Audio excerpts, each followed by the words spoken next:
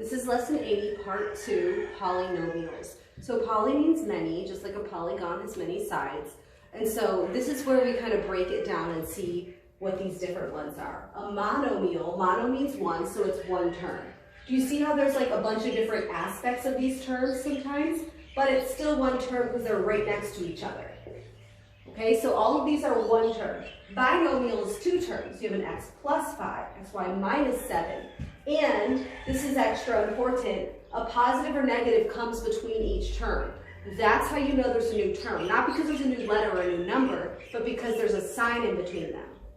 Okay? And then bi is 2, tri is 3. And so these are just examples of what there could be 3 terms. So it doesn't matter how many like x's and y's and a's and b's are pushed up next to each other. It matters where there's plus or minuses. And so the degree of polynomial is just the highest degree of any term. So if it's a first degree, that's called linear. And if you think about linear equations, it's y equals mx plus b. There's nothing squared there. Okay? B squared, a second degree, is called a quadratic equation.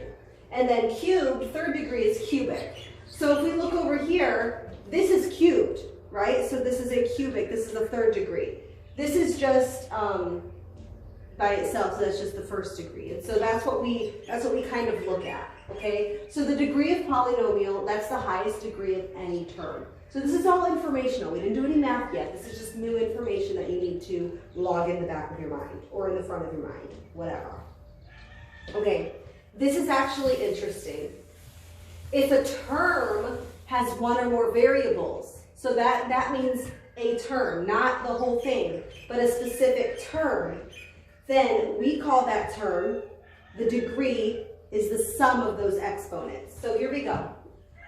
4ac. It looks like it's just the first degree because they're all to the first power, but it's actually second degree because boom, boom, 1, 2. We add the exponents when it's in a term. And then the same thing, 6xyz, that would be the third, because they're all to the first, and 1 plus 1 plus 1 is 3, is obviously 3. And we don't add, we don't do 4 to the first, the 6 to the first, we just look at the variables. All right, so that's how we figure out what degree the term is to. That's not super, super important, but it is information to know. So here we go. An example 4, 4x cubed plus 2x squared plus x minus 3. They asked us what degree this is. Well, what's the highest degree of any terms? Well, this term is to the cubed, right? So that is cubic. The next one is x squared minus 2x plus 3. And obviously the highest is a squared, so we call that quadratic.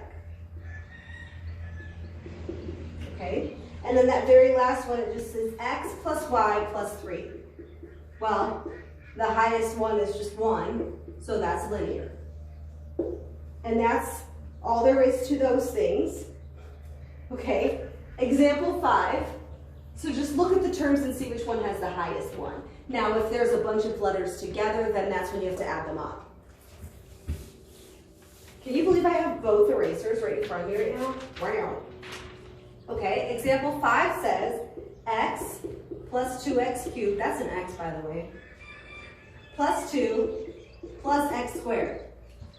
All we have to do here is put them in descending order. That means the highest one comes first and then you go down from there. So the cubed comes first, then the squared, then the x, then the number. And we can't put any of those together because they're different. Remember, we can't put x squareds and x together because they're not the same number. They're not the same because they're different degrees.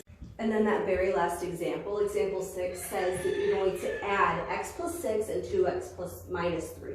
So I put the x's together, I put the numbers together. Remember, this is 1x, this isn't just nothing. So 1x plus 2x is 3x, 6 minus 3 is positive 3. You can't just write 3x 3.